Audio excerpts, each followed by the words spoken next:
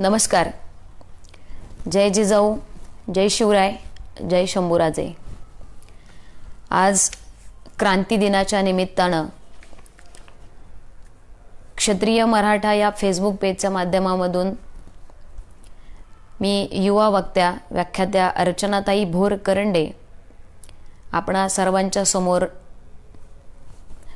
काही ज्वलंत जागृत विषयांवरती आपणा सर्वांशी संवाद साधण्यासाठी आज फेसबुक लाईव्हच्या माध्यमामधून आपणा सर्वांच्या समोर उपस्थित आहे. खरं तर या महाराष्ट्राच्या पवित्र भूमीला ज्या महामानवांचा, ज्या महापुरुषांचा, ज्या कर्तृत्वान रणमर्दानी स्त्रियांचा इतिहास लाभला, ज्या महाराष्ट्राच्या भूमीमध्ये अनेक कर्तृत्वान युगपुरुष जन्माला आले, अनेक कर्तृत्वान स्त्रिया जन्माला आल्या आणि त्यांच्या पदस्पर्शाने ही महाराष्ट्राची माती पवित्र पावन झाली. खरं तर महाराष्ट्राच्या भूमीचं वर्णन करत असताना कवी श्रीपाद कृष्ण कोल्हटकरांनी सांगितलंय, बहु असो तो सुंदर संपन्न की महा, प्रिय आमूचा एक महाराष्ट्र देश हा. म्हणजे मराठी माणूस हा जगाचा पाठीवर कुठेही उभा असला तरी त्याचे महाराष्ट्राबद्दलचे प्रेम हे कमी होत नाही. म्हणजे महाराष्ट्र हा दगड्या धोंड्यांचा, कड्या कपारींचा, अंजन कांचन करवंतींचा हा काटेरी देश आहे. भले रत्नांच्या खाणी येथे नसतील, परंतु पृथ्वी मोलाची नवरत्ने या महाराष्ट्राच्या भूमीत जन्माला आली. त्यांपैकीच हे सर्व महामानव, युगपुरुष, रणरागिणी, रणमर्दानी, कर्तृत्वान स्त्रिया. खरं तर बांधवांनो, आज तुमच्या सगळ्यांच्या समोर लाईव्ह येण्याचं कारणही तितकंच महत्वाचं होतं. सर्वप्रथमतः अखंड महाराष्ट्राचं कुलदैवत भगवान पांडुरंग, आई तुळजाभवानी, ज्यांनी उभ्या उभ्या विश्वाला जगण्याचा खरा मूलभूत मंत्र दिला, ते तथागत गौतम बुद्ध, भारतीय राज्यघटनेचे शिल्पकार डॉक्टर बाबासाहेब आंबेडकर. पृथ्वी ही कुठल्याही शेषनगाच्या मस्तकावर वसलेली नसून कामकरी, गोरगरीब, काबाडकरी शेतकऱ्याच्या तळहाताच्या फोडावर वसलेली आहे. हे ज्यांनी उभ्या उभ्या विश्वाला दाखवून दिलं, तो आमचा शेतकरी बळीराजा. तुमच्या आमच्या घरातली मुलगी घराच्या बाहेर पडली, ज्ञानिक झाली, तिला ज्ञानाचं, शिक्षणाचा हक्क अधिकार आहे, हे उभ्या जगाला आणि संबंध भारत भूमीला, भारत देशाला ज्या दाम्पत्यानं दाखवून दिलं, ते शिक्षण महर्षी, क्रांतीसूर्य महात्मा ज्योतिबा फुले, शिक्षण महर्षी, तदनंतर सावित्रीमाई फुले, ज्यांनी छत्रपती शिवाजी महाराजांच्या शाहिरीच्या माध्यमामधून छत्रपती शिवाजी महाराजांचं कर्तृत्व आपल्या पोवाड्याच्या माध्यमामधून साता समुद्रा पार नेऊन ठेवलं. रशियासारख्या देशातल्या चौका चौकामध्ये फिरून माझा छत्रपती शिवबा किती कर्तृत्वानं महान होता, हे ज्यांनी उभ्या उभ्या जगाला दाखवून दिलं, ते लोकशाहीर अण्णाभाऊ साठे, आरक्षणाचे जनक राजश्री शाहू महाराज, आणि ज्यांनी या महाराष्ट्राच्या बिलोरी साम्राज्याचं संकल्पनेचं एक देखणं स्वप्न पाहिलं, ते ज्यांनी या महाराष्ट्राच्या बिलोरी साम्राज्याचं देखणं स्वप्न पाहिलं, त्या राजमाता, राष्ट्रमाता, मासाहेब जिजाऊ, स्वराज्य संकल्पक शहाजी राजे भोसले, ज्यांनी या स्वप्नाला सत्यामध्ये उतरवलं, ते छत्रपती शिवाजी महाराज, आणि ज्यांनी या स्वप्नाला स्वतःच्या खांद्यावरती पेलवत ठेवलं, ते छत्रपती संभाजी महाराज. अशा सर्व महामानव, युगपुरुष आणि तुम्ही आम्ही सर्वांना सर्वप्रथमतः माझा त्रिवार अभिवादनाचा त्रिवार मुजरा. वारकरी, धारकरी, टाळकरी, माळकरी या सर्वांची परंपरा या महाराष्ट्राच्या भूमीला लागली. मग बांधवांनो, आज लाईव्ह येण्याचं खऱ्या अर्थानाचं कारण काय आहे? तर लाईव्ह एवढ्यासाठी आज मी आलेली आहे की 8-10 दिवस खूप होतात की आपल्या या समाजाची इतकी विकृत परिस्थिती झाली, मानसिकता एवढी ढासळलेली आहे की माझा आजचा विषय आहे की महापुरुषांची बदनामी, विटंबना ही कधी थांबणार. हा सगळ्यात मोठा महत्वाचा आणि आपला तुमच्या आमच्या सर्वांच्या मस्तकामध्ये काही ना काहीतरी विचार करायला भाग पाडणारा विषय आज तुमच्या सर्वांच्या समोर मी घेऊन आलेली आहे. खऱ्या अर्थानं हा विषय तुमच्या समोर मांडत असताना मला या काळजातून, अंतःकरणामधून सांगावंसं वाटतं की बांधवांनो, या महाराष्ट्राचा भूमींचा इतिहास कोणी लिहिला? कुठल्या आयऱ्या गायरानं लिहिला नाही किंवा कुठल्या लुंग्या सुंग्यानं लिहिला नाही. मग या महाराष्ट्राच्या भूमीचा इतिहास कोणी लिहिला? तर या महाराष्ट्राच्या भूमीचा इतिहास लिहिला शाहिरांच्या डफानं, घोड्यांच्या टापानं, शाहिरांच्या डफानं, घोड्यांच्या टापानं आणि छत्रपती शिवाजी महाराजांच्या लखलखता समशेरीनं बांधवानो या महाराष्ट्राच्या भूमीचा इतिहास लिहिलाय.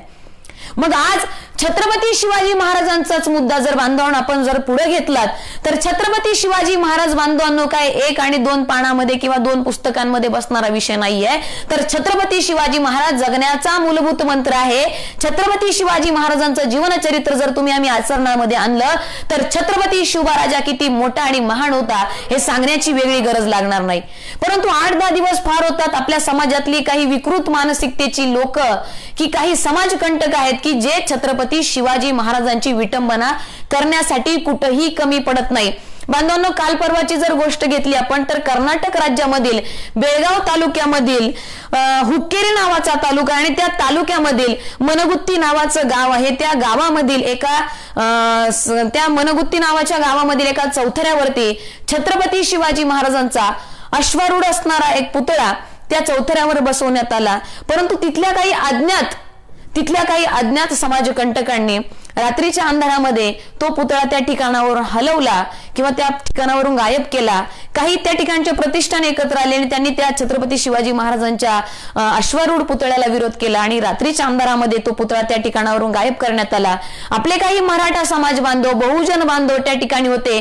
त्यांनी या घटनेचा, या गोष्टीचा तीव्र निषेध व्यक्त करत ते काही बांधव आज रस्त्यावरती उतरलेले आहेत. मग मला सगळ्यात महत्वाचा प्रश्न हा पडतो की महापुरुषांची विटंबना ही कधी थांबणार? प्रशासन काय झोपलेलं आहे का? सरकार काय झोपलेलं आहे का? हा सगळ्यात महत्वाचा प्रश्न आज या लाईव्ह व्याख्यानमालेच्या माध्यमामधून मला सरकार आणि प्रशासनाला विचारावा वाटतोय. आज त्या ठिकाणी सरकार कुणाचंही असू देत, सरकार आजही कुणाचं असू दे, कालही कुणाचं येईल झालं किंवा भविष्यातही कुणाचं सरकार येईल याच्याशी आपल्याला घेणं देणं नाही. परंतु प्रत्येक वेळेस महापुरुषांची विटंबना ही का होते? ही विटंबना कधी थांबणार? आणि समग्र समाजाची, मराठा समाजाची असेल किंवा बहुजन समाजाची हीच आर्ताक आणि हीच एकजुटीनं मागणी या प्रशासनाला आणि सरकारला आहे की ही महापुरुषांची बदनामी, विटंबना थांबण्यासाठी तुम्ही काय करू शकाल तेवढा कठोरात कठोर कारवाई आपण करायला हवी.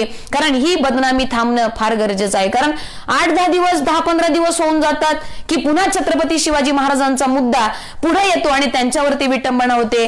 मध्ये मध्ये तर काय आपण बघितलं की मध्य प्रदेशमध्ये छिंदवाडा येथे देखील प्रशासनाच्याच अधिकाऱ्यांनी छत्रपती शिवाजी महाराजांचा जेसीबीच्या साह्यानं त्या ठिकाणावरून महाराजांचा पुतळा तिथून हटवला.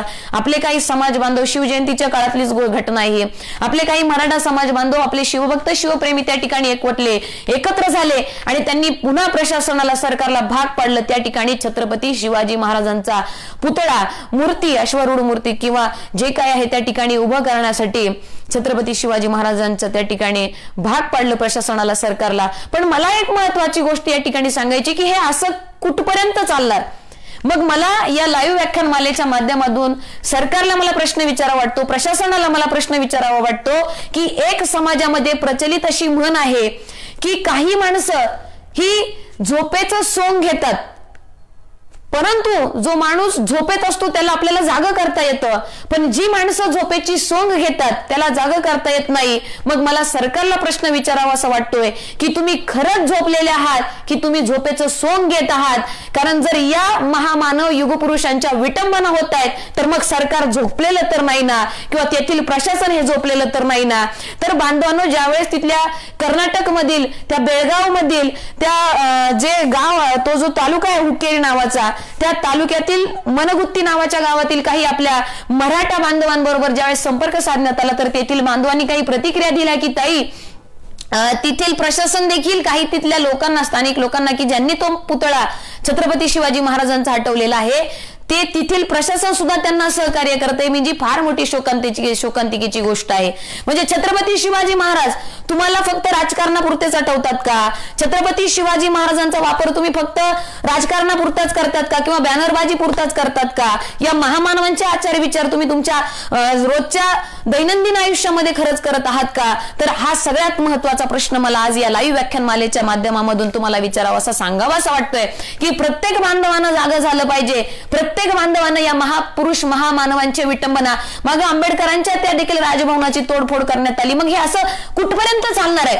जोपर्यंत आपल्याला शाहू फुले आंबेडकर किंवा छत्रपती शिवाजी महाराज, राजमाता जिजाऊ आणि त्यानंतर शिक्षण महर्षी क्रांतीज्योती सावित्रीबाई फुले, महात्मा ज्योतिबा फुले, हे जोपर्यंत आपल्याला कळणार नाही, जोपर्यंत तुम्ही आम्ही हे महामानव, महापुरुष जाती जातीमध्ये वाटून घेणार ना, तोपर्यंत बांधवांनो या महापुरुष महामानवांचे विचार तुम्हाला आम्हाला कळणार नाही. बांधवांनो खरं तर शोकांतिका ही आहे, ज्यावेळेस आपण म्हणतो की स्त्री शिक्षणाचा वसा तुम्हाला आम्हाला कोणी दिला, की महात्मा ज्योतिबा फुलेंनी, सावित्रीबाई फुलेंनी दिला. त्याच वेळेस समाजाला ज्यावेळेस आपण प्रश्न विचारतो की हे महात्मा ज्योतिबा फुले, हे सावित्रीबाई फुले कुणाच्या, त्यावेळेस समाज निर्लज्जपणे आम्हाला उत्तर देतं की महात्मा ज्योतिबा फुले आणि सावित्रीबाई फुले या माळी समाजाच्या आहेत. अरे या सावित्रीबाई फुले आणि या माझ्या ज्योतिबा फुलेनं जेवढं महान कार्य केलं ते फक्त माळी समाजापुरतं नव्हतं हो, हे तुम्ही आम्ही कधीतरी अंतःकरणात घेतलं पाहिजे. जोपर्यंत हे महामानव महाराष्ट्रापुरते जातीपुरते मर्यादित राहतील ना, तोपर्यंत हे महामानव युगपुरुष तुम्हाला आम्हाला समजणार नाहीत. या महामानवांनी फार मोठं कर्तृत्व करून ठेवलं. तुमचं आमचं कर्तृत्व काय आहे? जग निद्रित होते तेव्हा वेदांत इथे रचलेले, जग जागृत झाले तेव्हा शास्त्रार्थ इथे झालेले, यशवंत धनवंत जगी बुद्धीने श्रीमंत, एक काळ ऐसा होता रोमांच येती आठविता, एक काळ ऐसा होता रोमांच येती आठविता. हे कर्तृत्व होतं छत्रपती शिवराजांचं. 350 वर्षांपूर्वीचा जर इतिहास तुम्ही आम्ही लक्षात घेतला तर छत्रपती शिवराजा होता, माझा छत्रपती शिवराजा होता. छत्रपती शिवराजाचं कर्तृत्व तितकं मोठं होतं. अरे शेतकऱ्याच्या भाजी त्या देठाला सुद्धा हात लागता कामा नये, धक्का लागता कामा नये, हे सांगणारा माझा छत्रपती शिवराजा होता.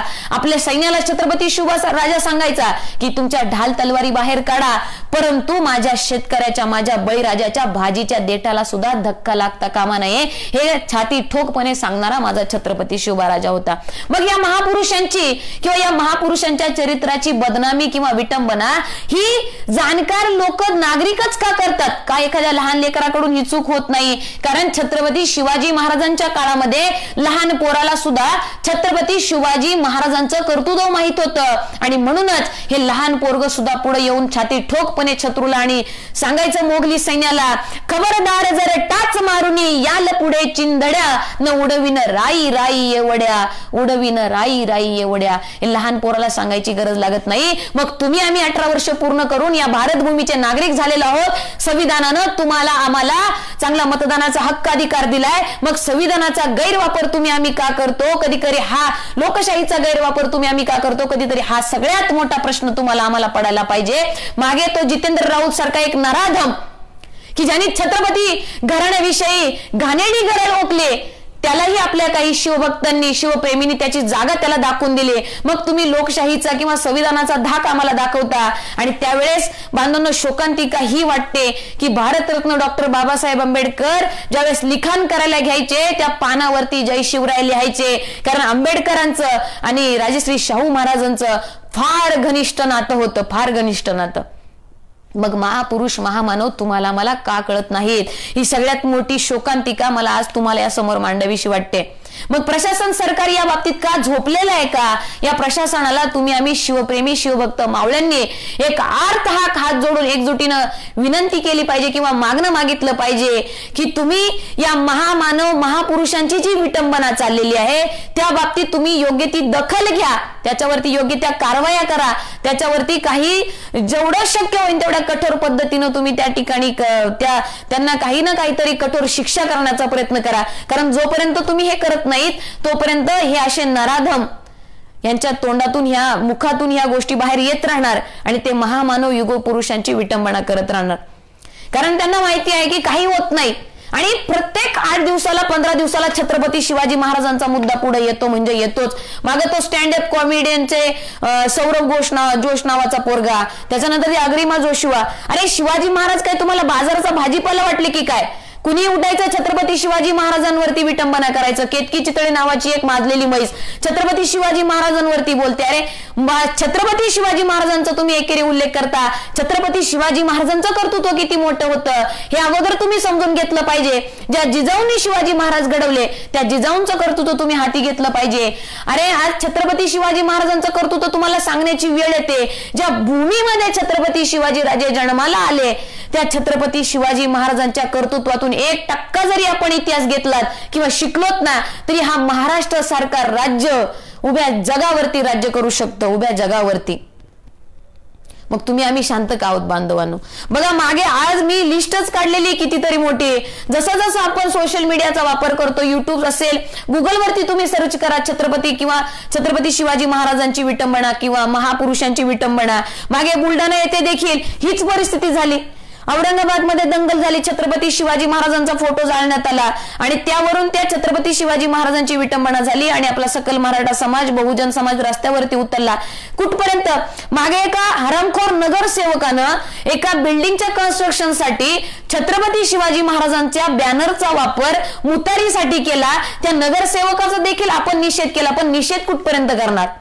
महापुरुषांची बदनामी करणाऱ्याला आपण चोख उत्तर दिलं पाहिजे, पण हे चोख उत्तर देत असताना सरकार आणि प्रशासनानं याची योग्य ती दखल घेतली पाहिजे. कारण छत्रपती शिवाजी महाराजांचे किंवा राजमाता जिजाऊंचे किंवा सावित्रीमाईंचे, ज्योतिबा फुलेंचे आणि भारतरत्न डॉक्टर बाबासाहेब आंबेडकरांचे संस्कार हे तुमच्या आमच्यावर नाहीत की आपण आरेला कार्य करून घाणेरडी शिवीगाळ करून आपण त्यांना प्रत्युत्तर देऊ. तर माझी प्रशासन आणि सरकारला हात जोडून विनंती आहे की तुम्ही याच्यावर कठोरात कठोर ती कारवाई करा, म्हणजे इथून पुढे तरी महापुरुष युगपुरुषांची कोणी बदनामी करणार नाही किंवा 1000 वेळा, 100 वेळा, लाखो करोड वेळा विचार करतील की महापुरुषांची बदनामी करत असताना. त्यानंतर जेम्स लेनचं प्रकरण असेल, अग्रिमा जोशचं मी सांगितलं, सौरव घोषचं मी सांगितलं, अतिशय घाणेरड्या पद्धतीने तुम्ही या महापुरुष युगपुरुषांवरती विटंबना करता. रे जनाची नाही तर मनाची तरी लाज ठेवा रे. छत्रपती शिवाजी महाराज जर या मातीमध्ये जन्माला आले नसते ना तर तुम्ही आम्ही सगळेच्या सगळे मोगलांचे कैदी म्हणून राहिलो असतो. तुम्ही आम्ही आज माता भगिनी सुद्धा तुम्हाला आम्हाला बाहेर असा जगण्याचा हक्क अधिकार राहिला नसता. तोंड्यावरती बुरखा घेऊन तुम्ही समाजामध्ये फिरल्या असत्या आणि तुमच्या आमच्या घरातल्या आया बहिणींवरती अन्याय, अत्याचार, बलात्कार झाला असता. एकमेव न होण्याचं कारण आहे की छत्रपती शिवाजी महाराजांनी या महाराष्ट्राच्या भूमीला स्वतंत्र राज्य व्यवस्था दिली. प्रत्येक मातीमध्ये जन्माला आलेल्या भगिनीला आणि प्रत्येक बांधवाला जगण्याचा खरा मूलभूत हक्क अधिकार माझ्या छत्रपती शिवराजांना दिला ना, म्हणून तुम्ही आम्ही उभे राहिलो. छत्रपती शिवाजी महाराज फक्त महाराष्ट्रपुरते, मराठ्यांपुरते, हिंदूंपुरते नव्हते. हे तुम्ही आम्ही कधीतरी मस्तकात घेतलं पाहिजे. परस्त्री माते समान मानणारा माझा छत्रपती शिवराजा होता. रायगड जिल्ह्यामध्ये तांबडी नावाची कोपर्डीचं दुसरं प्रकरण त्या ठिकाणी घडलं. 27 जुलैला त्या मराठा समाजातील एका भगिनीवरती छन्न विछिन्न अवस्थेमध्ये तिचा मृतदेह सापडला. अनेक नराधमांनी तिच्यावरती बलात्कार केला, तरी देखील प्रशासन शांत आहे. रायगड जिल्ह्याच्या पालकमंत्री माननीय आदितीताई तटकरे, तुम्हाला हात जोडून एका भगिनीची विनंती आहे की हे प्रकरण तुम्ही एक पालकमंत्री म्हणून नवे तुम्ही एक भगिनी म्हणून तुम्ही हे लवकरात लवकर हाताळावं, नाहीतर हा सकल मराठा समाज पुन्हा एकदा रस्त्यावरती उतरल्याशिवाय राहणार नाही. कारण भगिनी कुठली असू दे, कुठल्या जातीची असू दे, मराठा समाजाची असू दे किंवा बहुजन, दलित, महार, मान कुठल्याही समाजाची असू दे, परस्त्री ही माते समान आहे आणि तिच्यावरती अन्याय, अत्याचार, बलात्कार करणाऱ्याचा चौरंगा करा, ही शिकवण छत्रपती शिवाजी महाराजांची आहे. आज क्रांती दिनाच्या निमित्तानं 9 ऑगस्ट 2017 या दिवशी मराठा क्रांती मोर्चा झाला. तोच मराठा क्रांती मोर्चा ज्यावेळेस त्याला व्यापक स्वरूप मिळालं आझाद मैदानावरती, त्या मराठ्यांची भूमिका मांडणारी मी एक भगिनी त्यावेळेस आझाद मैदानावरती होते. माझ्या कोपर्डीच्या श्रद्धाताईला आजही न्याय मिळाला नाहीये.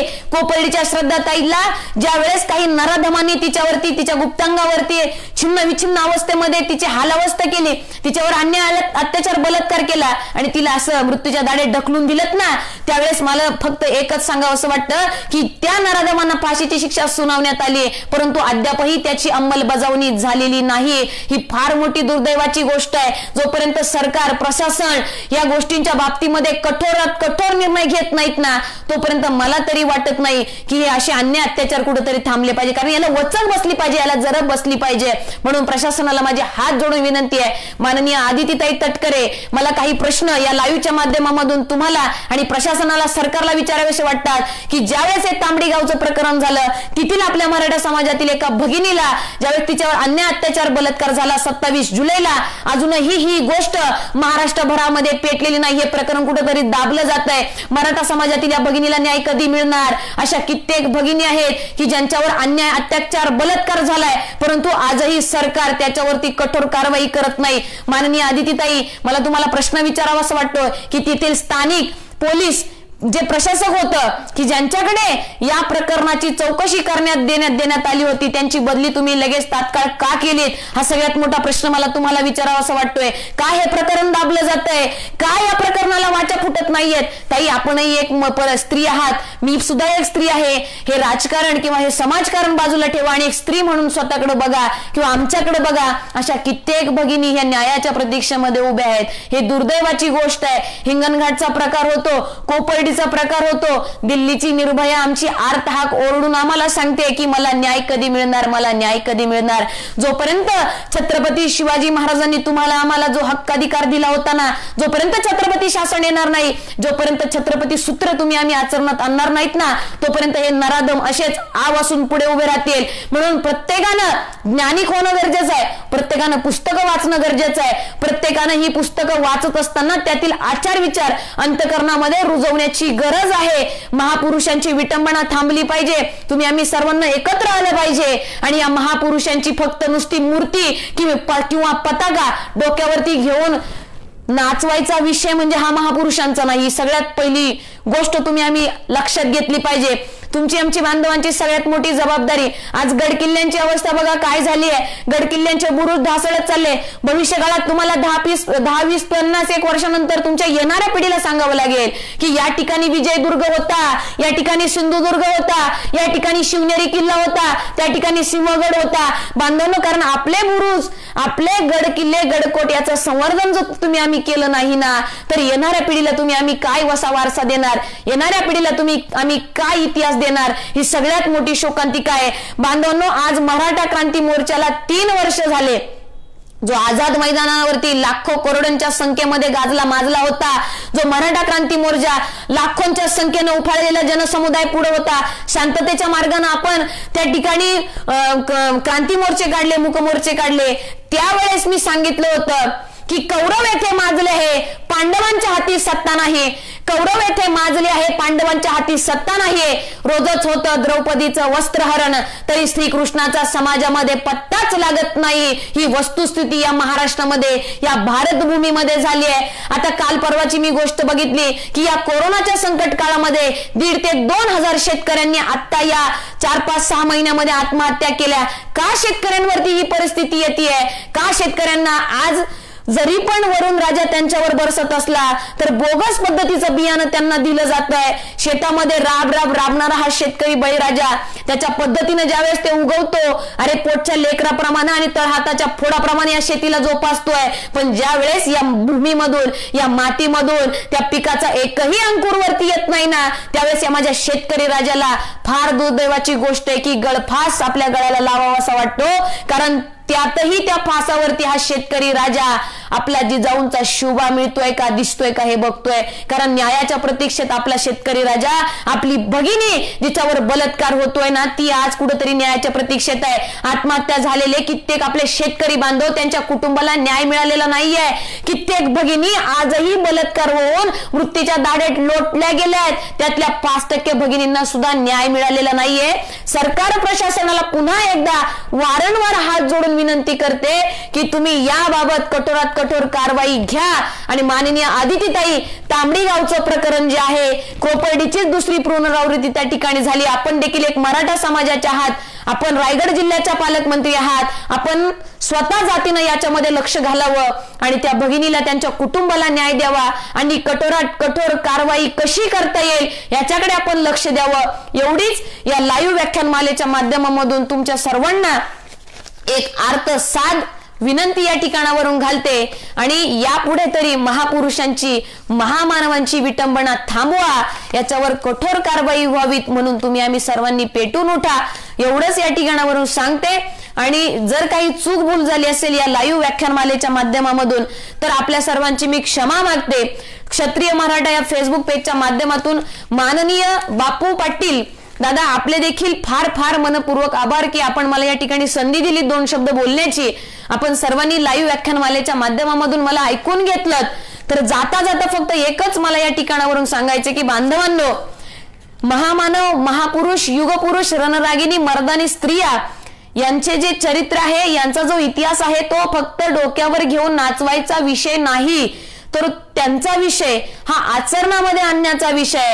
जोपर्यंत तुम्ही या महामानवांच्या जयंत्या पुण्यतिथ्या फक्त डीजे आणि डॉल्बीच्या तालावर नाचवत राहाल, तोपर्यंत तुम्हाला हे महामानव समजणार नाहीत.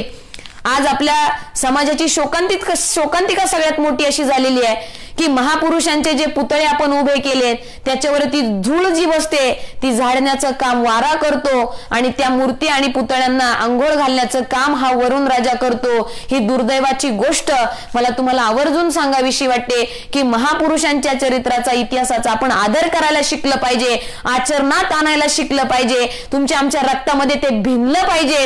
जोपर्यंत तुमच्या आमच्या सर्वांच्या रक्तामध्ये महापुरुषांचे, युगपुरुषांचे विचार हे आपल्या रक्तामध्ये भिनत नाहीत तोपर्यंत तुम्ही आम्ही पेटून उठणार नाही। हा विषय म्हणजे पेटून उठण्याचा विषय। क्रांती बांधवनो एका दिवसात होत नाही, बदल हा एका दिवसात होत नाही। बदलाची सुरुवात ही अगोदर स्वतःपासून करावी लागते, स्वतःच्या घरापासून करावी लागते। बदल अगोदर स्वतःमध्ये झाला, आपलं घर बदललं की समाज आपोआप बदलला जातो आणि त्यातच नाव असतं क्रांती। क्रांती हे एका दिवसात घडत नाही, त्याच्यासाठी सगळ्यांनी एकत्र यावं लागतं। जसं आपण मराठा क्रांती मोर्चाच्या वेळेस आझाद मैदानावरती एकत्र आलो, लाखो करोडोंच्या संख्येने 58 मोर्चे महाराष्ट्रभरामध्ये आपण शांततेच्या मार्गाने काढले, तसं पुन्हा एकदा माझी विनंती आहे की असे कैक प्रकरण आहेत, कदाचित आज त्या भगिनीवर बलात्कार झाला, कोपर्डीच्या भगिनीवरती बलात्कार झाला, हिंगणघाटची माझी भगिनी मृत्यूच्या दाढेत गेली, कदाचित उद्याचा दिवस हा तुमच्या घरातल्या देखील एखाद्या भगिनीचा असू शकतो।